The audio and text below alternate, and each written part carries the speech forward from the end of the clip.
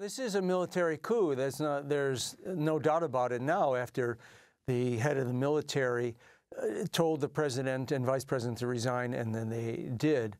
And I think it's really terrible the way it's been presented, because from the beginning you had that OAS press release the day after the election, which hinted or implied actually very strongly that there was something wrong with the vote count, and they never presented any evidence at all. They didn't present it in that release, they didn't present it in their next release, they didn't present it in their preliminary report, and there's really nothing in this latest so-called preliminary audit that shows that there was any fraud in this election.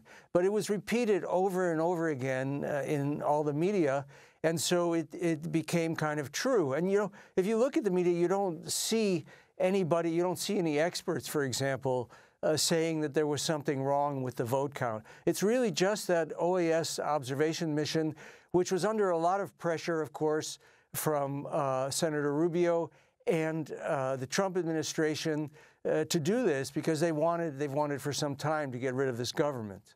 In terms of the Trump administration, you can look at tweets and statements from Marco Rubio right before the votes were even counted, saying that there was going to be fraud, and you know, making it clear that they didn't want this government to be there. And so, yeah, I think that, I mean, it's very obvious that they supported this coup, and it's very obvious that they pressured the OAS, where, you know, the United States supplies 60% of the budget.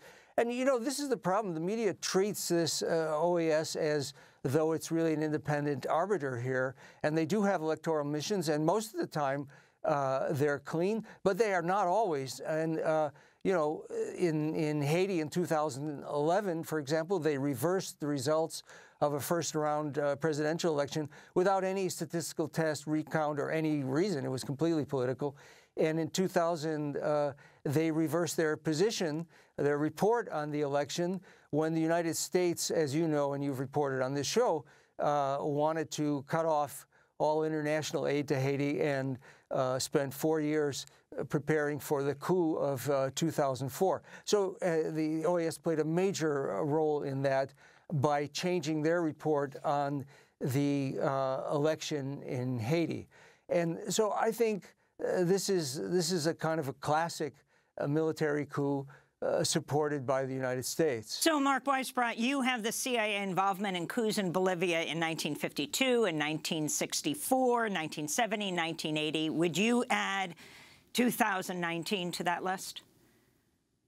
I would add it to the list. I mean, we don't have the hard evidence of what they did. You know, it's not like 2009 in Honduras, where Hillary Clinton wrote in her memoirs that she worked in the OAS, too, to prevent the elected president, who you've had on this show, from coming back to the country and to the presidency.